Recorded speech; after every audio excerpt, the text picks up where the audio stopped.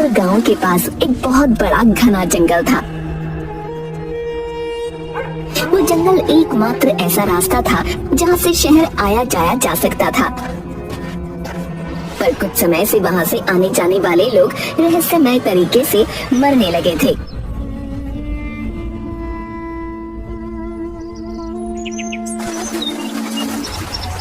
अरे चंदन, तूने सुना? चंदनपुर गांव का जुगनू पिछले 4 दिन पहले शहर गया था, पर उसका अभी तक कोई ठिकाना ही नहीं है। हाँ, आजकल तो जंगल में कोई भी जाता वापस फिर नहीं आता। अब जाने कौन सी आफत आने वाली है। ऐसा तो नहीं कि जंगल में कोई जंगली जानवर आ गया है? अरे हाँ भाई, वैसे भी आजकल जंगल में बहुत ही अजीब अजीब तरह की आवाज आती है। पर क्या करें भाई, शहर आने जाने का सिर्फ एक ही तो रास्ता है। एक दिन रतन अपनी साइकिल से शहर अपने काम पर जा रहा था। बस किसी तरह जंगल का रास्ता निकल जाए, जल्दी चल रतन जल्दी। तभी उसे एक जंगली जानवर की आवाज सुनाई दी। हे भगवान, इतनी खतरनाक आवाज! यह कौन सा नया जानवर आ गया है इस जंगल में? चल रतन बेटा चल, जल्दी जल्दी जंगल से बाहर निकल ले। फिर रतन अपनी साइकिल को और तेज चलाकर जाने लगता है, पर अचानक उसकी साइकिल की चेन उतर जाती है। वो साइकिल को ठीक करने के लिए उतरता है। अब जल्दी जल्दी साइकिल को ठीक कर लेता हूँ, नहीं तो जाने वो जानवर मेरा क्या हाल करेगा। वो साइकिल को ठीक करता है। उसी वक्त पीछे से कोई आकर पकड़कर उसके कंधे से उसका सारा खून पी जाता है। पास से बसंत और चंदन गुजरते हैं। रतन को देखकर बसंत और चंदन रतन के पास जाते हैं। अरे भाई, ये तो रतन है ना? हे भगवान, उस जानवर ने इसे भी मार डाला। फिर दोनों उसे उठाकर गांव ले जाते हैं।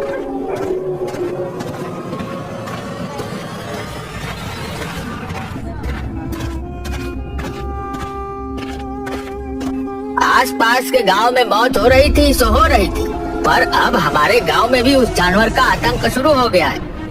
अब हम सभी को एक बार जंगल में चलकर देखना होगा और उस जानवर का कुछ न कुछ तो करना ही पड़ेगा। गांव में मातम का माहौल छा जाता है।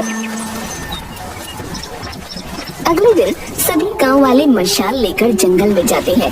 तभी ठोकर खाकर बसंत गिर जाता है। बाकी सभी लोग आगे बढ़ जाते हैं। अरे कहाँ जा रहे हो सबके सब? रुको रुको मेरे लिए। तभी उसे अजीब अजीब सी आवाज सुनाई देती है और वो जैसे ही पलट कर देखता है, नहीं नहीं, उसका भी खून उसी तरह हो जाता है जैसे कि रतन का हुआ था। जब गांव के सभी लोग वापस आते हैं तो बसंत की लाश को देखते हैं। अरे यह क्या? बसंत, बसंत, उठ जा बसंत भाई, उठ जाओ। अरे लगता है उस जानवर ने बसंत भाई को भी मार डाला। हे भगवान, ये कौन सा जानवर होगा जो इतनी बेरहमी से इंसानों का खून पी जाता है? मुझे तो बहुत डर लग रहा है।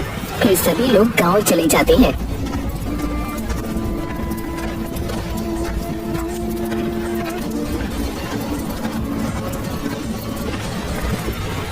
सब लोग गांव की चौपाल पर बैठकर बातें कर रहे होते हैं। मुखिया जी, अब तो हमारे गांव में भी मौतें होना शुरू हो गई हैं। हाँ भाई, अब तो कुछ करना ही पड़ेगा, पर जब तक कोई रास्ता ना निकले तब तक जितना हो सके उस जंगल के रास्ते में मत जाना। अरे पर मुखिया जी, गांव से बाहर जाने का सिर्फ एक ही तो रास्ता है। ये तो ऐसा हो गया है मानो आगे कुआं और पीछे खाई। अगर शहर नहीं गए तो भूखे मर जाएंगे, और अगर गए तो वो जानवर हमें खा जाएगा। अब तो बस एक ही रास्ता है, हम सबको मिलकर उस जानवर को मारना पड़ेगा। अरे पर हम सब गए थे उस जानवर को ढूंढने, वह तो हमें मिला नहीं, और बसंत की जान गई वो अलग। तभी खून से लथपथ हालत में मंगलू वहाँ आता है। अरे मंगलू, ये तेरी हालत कैसे हुई? अरे नहीं नहीं भाई, कोई जानवर नहीं है। फिर कौन है? अगर कोई जानवर नहीं है तो बता मुझे, मैं अभी उसका छठी का दूध निकाल कर आता हूँ। अरे भाई, वो तेरा छठी सातू ये सभी का दूध निकाल देगा। क्या मतलब? अरे भाई, मैं शाम को शहर से गांव आ रहा था, तभी मेरे सामने एक विशालकाय कानो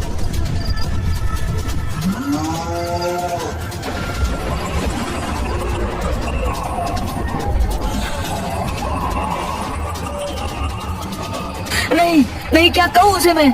मुझे तो कुछ समझ नहीं आ रहा। उसका सर इंसान का और शरीर जानवर का, उसके लंबे लंबे दांत, उन्हीं दांतों से वह इंसानों का खून पी जाता है। उसने मुझे पकड़ लिया और इतना कस कर पकड़ा कि मैंने खुद को बचाने के लिए मेरी पूरी ताकत लगा दी थी, फिर भी मैं उसके चंगुल से बच नहीं पाया। पर पता नहीं कोई चमत्कार कहूँ या कैसे कहूँ, क्या कहूँ, मैं जैसे तैसे बचकर वहाँ से निकल आया हूँ। वो बहुत ही ताकतवर था, हाँ बहुत ही ज्यादा ताकतवर। तभी वहाँ पर एक पागल औरत आ जाती है जो चिल्लाती है, वो आ गया, वो फिर से आ गया, अब तुम सबको मार डालेगा, हम में से किसी को नहीं छोड़ेगा, कोई नहीं बचेगा, वो किसी को नहीं छोड़ेगा। हाँ तुम सब मरोगे, सबके सब मरोगे। ऐसा कहकर वहाँ से वो जाने लगती है और जोर जोर से हंसने लगती है।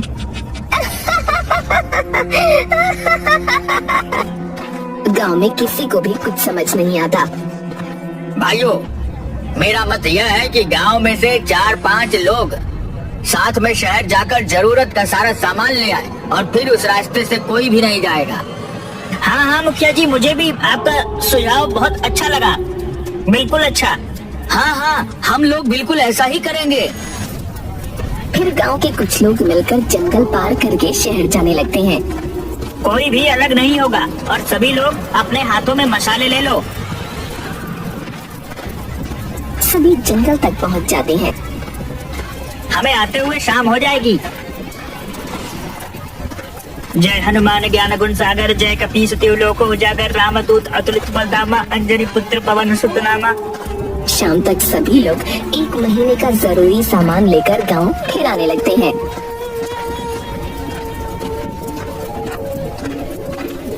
आते समय सभी लोगों के सामने एक विशाल काय आदि मानव आकर खड़ा हो जाता है। अरे भाई, लगता है कि ये वही आदि मानव है जिसके बारे में मंगलू ने बताया था, जो सबका खून पी जाता है। अब हमें भी खा जाएगा। अरे घबराओ मत तुम सब, मैं हूँ ना, मैं देखता हूँ कि यह आदि मानव हम सबका क्या बिगाड़ेगा। तभी वो आदि मानव एक आदमी को पकड़ लेता है और उसका खून पीने लगता है। बाकी सभी लोग उस पर पत्थर मारने लगते हैं। छोड़ छोड़, उसे छोड़। वो आदि मानव और भी ज्यादा गुस्से में आ जाता है। उसने जिस आदमी को पकड़ रखा था उसे वो दूर पेड़ के पास फेंक देता है। अरे चंदन भाई, अब हम क्या करें? यह आदि मानव तो और भी ज्यादा गुस्सा हो गया है। अब यह हमें से किसी को भी नहीं छोड़ेगा। अब तो हम सभी गए। और उन सभी के पास आने लगता है। वो आदि मानव सबके पास जा रहा था पर चंदन से डर रहा था। अरे ये आदि मानव मेरे पास क्यों नहीं आ रहा? फिर उसे ध्यान आता है कि उसके हाथ में मशाल है।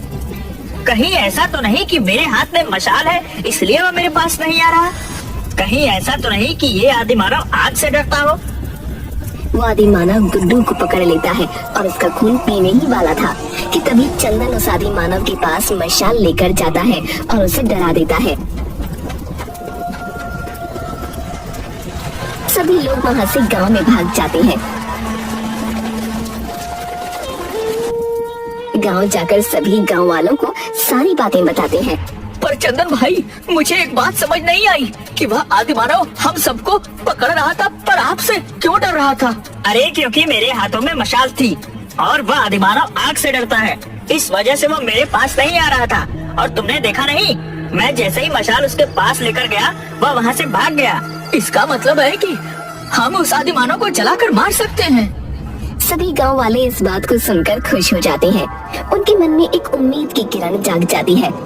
फिलहाल तो कुछ समय के लिए उस जंगल में कोई भी नहीं जाएगा। कुछ दिनों में हम कोई ना कोई रास्ता जरूर निकाल लेंगे।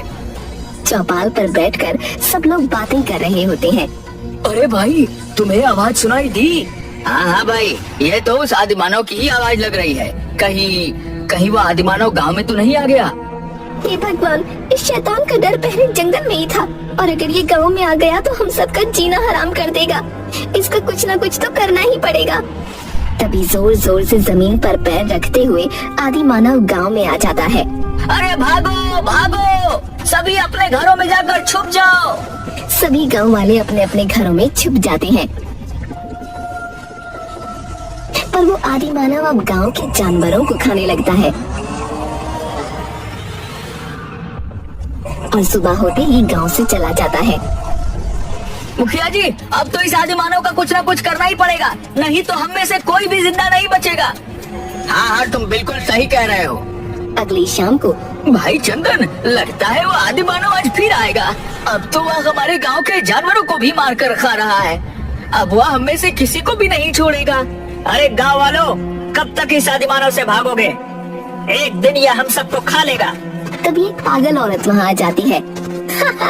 हाँ, सही कह रहा है ये। कब तक भागोगे उस आदि मानव से? वर्षों पहले वो मेरे पिंकू को भी खा गया था। पर उस आदि मानव को हम मारेंगे कैसे? वो आग से डरता है। हाँ, उसे किसी तरह से आग से जला सकते हैं। फिर वो पागल औरत सभी गांव वालों को तरकीब बताती है।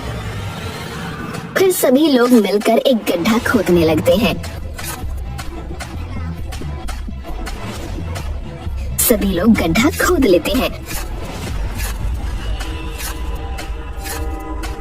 और उस पर घास डालकर उसे ढक देते हैं। तभी फिर से आदि मानव गुर्राते हुए गांव में आता है। तभी गांव वाले इधर उधर भागने लगते हैं। फिर चंदन उस आदि मानव को और गुस्सा दिलाने के लिए उस पर पत्थर मारने लगता है और चंदन को देखकर सभी गांव वाले उस आदि मानव पर पत्थर फेंकने लगते हैं। वो आदि मानव चंदन को पकड़ने के लिए आगे बढ़ता है।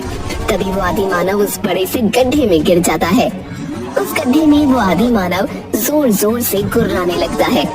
फिर चंदन उस गड्ढे में मिट्टी का तेल डालकर आग लगा देता है और वो आदि मानव तड़प तड़प कर उसी गड्ढे में जलकर राख हो जाता है।